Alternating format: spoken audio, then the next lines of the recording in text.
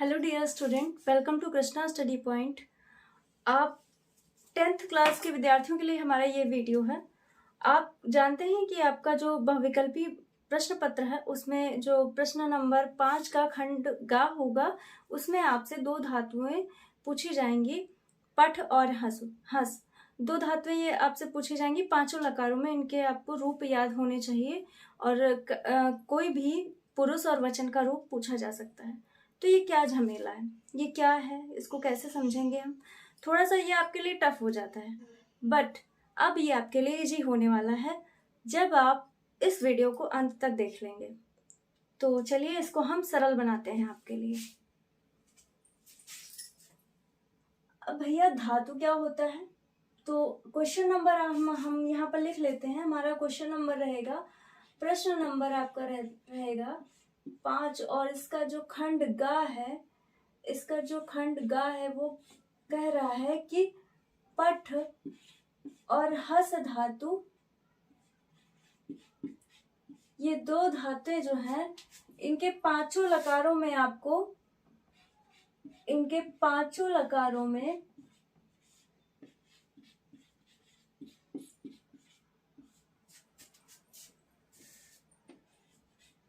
रूप पूछेगा। पूछ सकता है, कोई एक रूप पूछेगा। और ये क्या है, पांच लकारें क्या है। और भैया धातु क्या है, ये पठ और हंस क्या है, ये दोनों हमारी हैं धातु। अब ये धातु क्या है, तो धातु भैया होता है, धातु मतलब होता है क्रिया। संस्कृत में जिसे हम धातु कहते हैं वही हिंदी में हमारे क्या है, क्रिया है। और लकार की बात अगर हम करें तो लकार मतलब होता है काल। क्या, काल या समय, काल या समय, ये होता है लकार।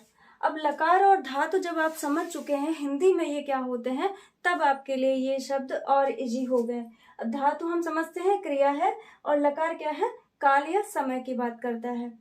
तो संस्कृत में धातु और लकार हमने समझ लिया।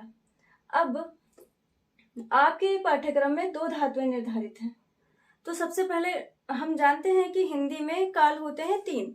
कितने, तीन होते हैं। कौन कौन से, वर्तमान काल, भूतकाल और भविष्य काल। पर संस्कृत में क्या होता है, संस्कृत में पांच लकारें हो जाती हैं। ये पांच लकारों की बात की जा रही है यहाँ पर। तो पांच लकारें कौन कौन सी होती हैं, पांच लकारें हो जाती हैं आपकी, पांच लकारें। एक तो हो गई, पहली हो गई आपकी लट लकार। कौन सी, लट लकार, जिसको हम हिंदी में कहते हैं वर्तमान काल। लट लकार को हम क्या कहेंगे, वर्तमान काल। दूसरी है लंग लकार। लंग लकार संस्कृत में जब हम पढ़ते हैं तो आधा जो अक्षर होता है उसको हलन के साथ हम लिख देते हैं, और हिंदी में जब हम लंग लिखेंगे तो ऊपर बिंदी से भी, अंक की बिंदी से काम चल जाएगा। लेकिन संस्कृत में शुद्ध रूप में ये लंग शब्द है, लंग लकार। और लंग लकार का मतलब होता है हिंदी में भूतकाल। लंग लकार मतलब भूतकाल। अब तीसरी जो हमारी लकार है वो है लिट लकार। कौन सी, लिट लकार। इसका मतलब है भविष्य काल। अब भैया भविष्य काल जो है वो आपका लिट लकार है। और हम जानते हैं कि काल तो तीन ही होते हैं, तो संस्कृत में पांच कैसे आ गए। तो संस्कृत में जो दो और एक्स्ट्रा लकार हैं वो एक विशेष अर्थों से जुड़ी हुई हैं। एक चाहिए अर्थक होती है और दूसरी होती है आज्ञा अर्थक। तो ये हैं विधिलिंग लकार और लोट लकार। फोर्थ हमारी हो जाएगी विधिलिंग लकार, विधिलिंग लकार।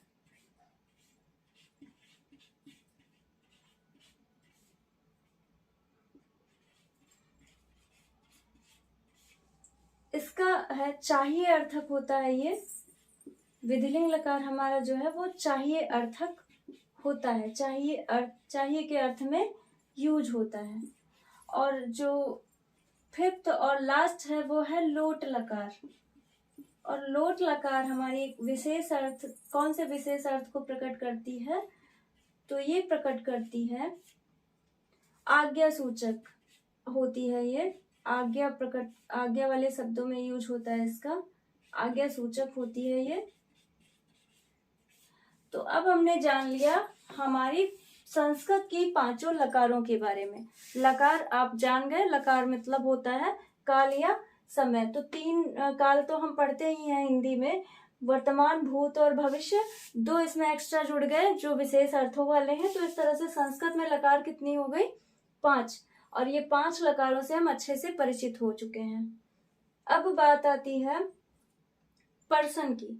तो पर्सन आप जैसे इंग्लिश में पढ़ते हैं, हिंदी में आप जानते हैं पुरुष, वैसे ही शुद्ध हिंदी हमारी जो संस्कृत से ही हिंदी बनी है, शुद्ध हिंदी पुरुष पर्सन का।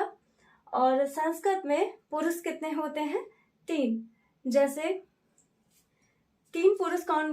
प्रथम पुरुष, मध्यम पुरुष और उत्तम पुरुष, ऐसे बोलते हैं संस्कृत में। जैसे 16 में गब्बर क्या कहता है? कितने आदमी थे? तो वहां तो 2 आदमी थे, लेकिन संस्कृत की अगर बात की जाएगी तो संस्कृत में कहा जाएगा कि 3 आदमी हैं, 3 पर्सन होते हैं, प्रथम पुरुष, मध्यम पुरुष और उत्तम पुरुष। इधर लिख लेते हैं। तो पुरुष हमारे कितने हैं संस्कृत में? अगर पुरुष की बात की जाएगी तो ये होते हैं 3, प्रथम पुरुष, मध्यम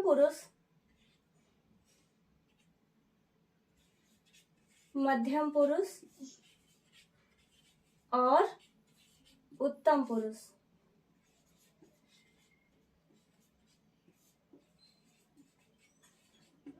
ये हमने जान लिए पुरुष।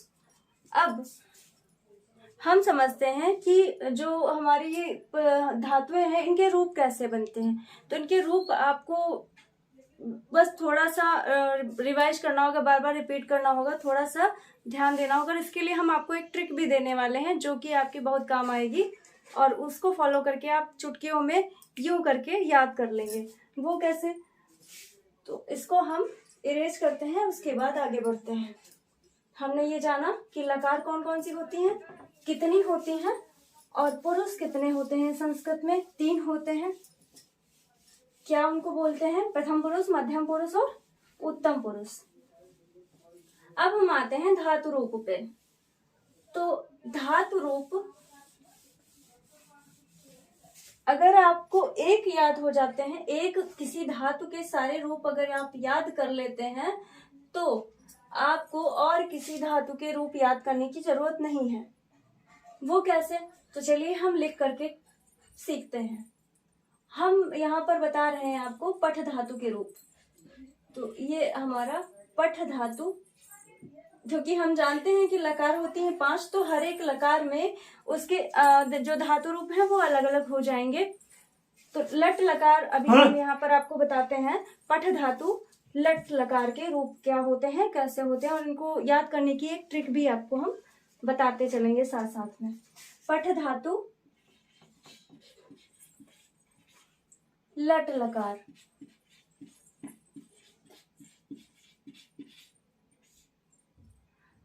पठ धातु लट लकार। अभी हमने आपको बताया कि संस्कृत में 3 पर्सन होते हैं। तो हम एक टेबल बना लेते हैं। प्रथम पुरुष,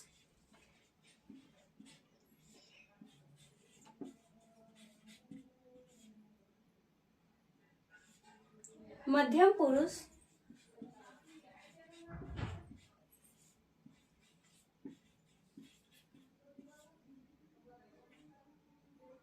और उत्तम पुरुष।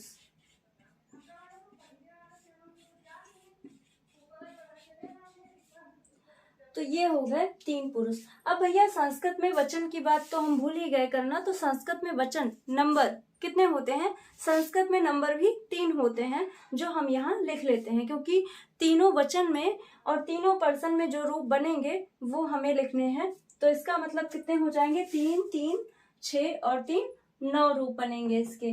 तो पहला हो गया हमारा प्रथम एक वचन का एक वचन, द्विवचन और बहुवचन। संस्कृत में नंबर कितने होते हैं, वचन कितने होते हैं, 3, एक वचन, द्विवचन और बहुवचन। तो इस तरह से 3 पुरुष और 3 ही वचन संस्कृत में होते हैं, ये हमने जाना।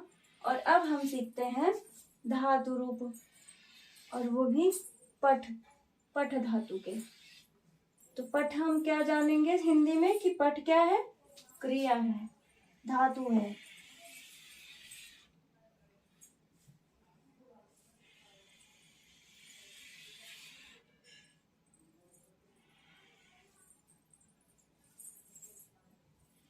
ये हमने बना ली है टेबल, कुछ इस तरह से।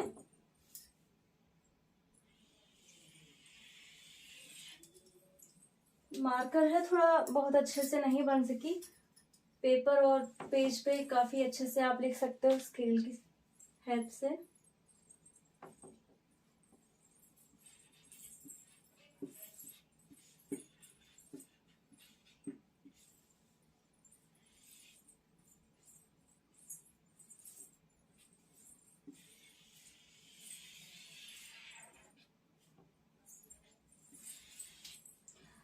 तो पहला जो रूप होता है पठ का, वो होता है, पठ का जो धातु रूप है फर्स्ट, वो है पठति। क्या, पठति। दूसरा है पठतः, और तीसरा प्रथम पुरुष बहुवचन का रूप है पठन्ति। पठति, पठतः, पठन्ति। नेक्स्ट है पठसि, मध्यम पुरुष का एक वचन का रूप बनेगा पठसि, पठथः, द्विवचन का, और पठथ, पठामि,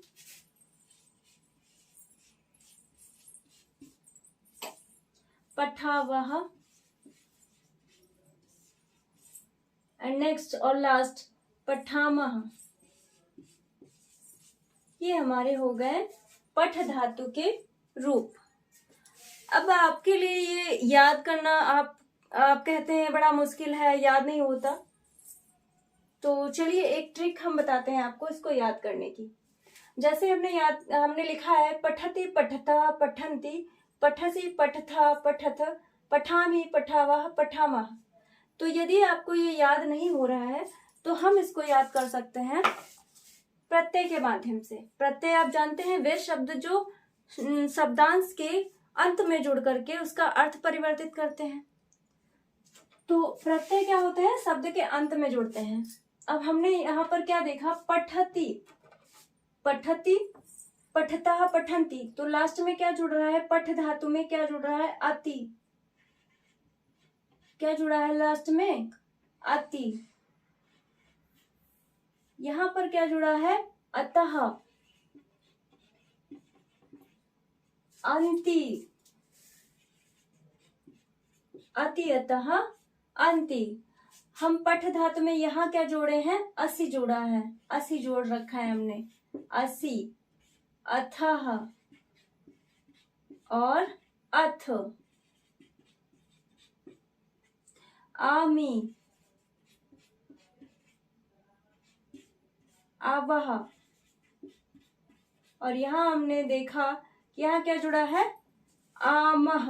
क्या जुड़ा है, आमह। तो अब हमको प्रत्यय वाली ट्रिक मिल गई। अगर आप पूरा नहीं रटना चाहते हैं तो आप प्रत्यय रट लीजिए और ये बड़ी सरलता से आपको याद भी हो जाएंगे। अति, अतः, अंति, असि, अथः, अथ, आमि, आवह, आमह। और खेल खेल में आप इसको याद कर सकते हैं, बस चुटकियों में याद हो जाएगा। बस थोड़ा सा आप रिपीट करिए 10 से 20 बार, 25 बार। आपको फिर एक बार आप देखेंगे कि आपको ये याद हो चुके हैं। तो अति अतः अंति असि अथा अथ आमि आवा आमा, अब हम इनका कैसे यूज कर सकते हैं। तो यदि आपको पता है, आपको कुछ धातुएं पता है, जैसे दूसरी धातु हमारी क्या है, हस है। हम अगर हस में अति जोड़े तो क्या हो जाएगा। अब देखिए हम ये 9 रूप बना रहे हैं इन्हीं प्रत्ययों की सहायता से। आप ध्यान से देखिएगा कि क्या परिवर्तन हो रहा है। अब हस में अगर हम अति जोड़ते हैं तो हस प्लस अति क्या होगा, हसति। हस प्लस अति हसति, पहला हमारा बन गया धातु रूप हसति, हो गया। नेक्स्ट अगर हम देखें तो हमारा रूप है द्विवचन का पठतः। तो यदि हम हस जोड़ दें अतः में तो हस प्लस अतः, तो दूसरा भी हमारा तैयार है हसतः। नेक्स्ट है अंति, तो हस में अगर हम अंति जोड़ देते हैं तो ये हो जाएगा हसंती। देख पा रहे हैं आप, केवल प्रत्यय जोड़ने मात्र से ही शब्द निर्माण हमारा हो जाता है। हमारी धातु का जो रूप है वो हमको मिल जा रहा है। तो बस आपको प्रत्यय याद करने हैं और आपके लट लकार के सारे धातु रूप आपको तैयार हो जाएंगे, लर्न हो जाएंगे, कोई समस्या नहीं है। और आपको केवल 2 ही धातुएं पढ़नी है। वैसे तो अभी हट गया है, अनुवाद बनाना भी था इसमें, संस्कृत अनुवाद, तो उसमें भी ये आपके लिए काफी हेल्पफुल था। और अगर आपको सीखना है तो हम टाइम मिलने पर जरूर सिखाएंगे। किसी बच्चे ने ऑनलाइन क्लास में कमेंट भी किया है कि आप इस पे एक वीडियो बनाइए, तो जरूर हम बनाएंगे। और आप देख रहे हैं कि आपकी ये दोनों धातुएं, अगर आप ये प्रत्यय याद कर लेते हैं तो इन प्रत्ययों से ही आपकी दोनों धातुएं तैयार हो जाएंगी, आपके लट लकार के रूप याद हो गए। अगर ऐसी ही आपको ट्रिक और पानी है तो आप हमें कमेंट करके बताइएगा। हम सारी जो 5 धातुएं आपकी हैं सारी धातुओं के लिए ट्रिक दे देंगे आपको।